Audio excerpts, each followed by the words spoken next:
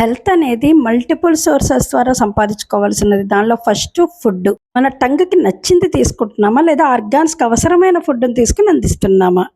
Second health source walking, exercise, yoga లాంటివి రోజు కనీసం 40 మినిట్స్ చేయడం.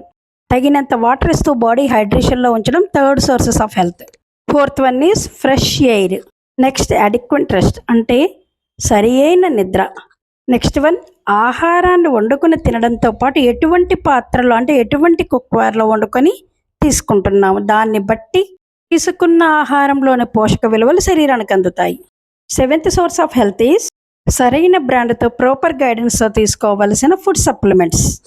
Eighth one is mind food. యద్భావం తద్భవతి అంటారు. ప్రతి విషయాన్ని నెగిటివ్ కోణంలో చూడడం, ఆలోచించడం మానేసి పాజిటివ్ యాటిట్యూడ్తో ఉంటే మైండ్, గట్ హెల్త్ కూడా రెండూ బాగుంటాయి.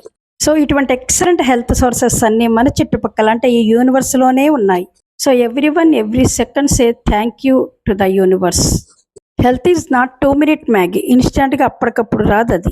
It's a long journey. మన దగ్గర ఉన్నప్పుడే మరింత కాపాడుకోవాలి హెల్త్ని. So stay healthy everyone.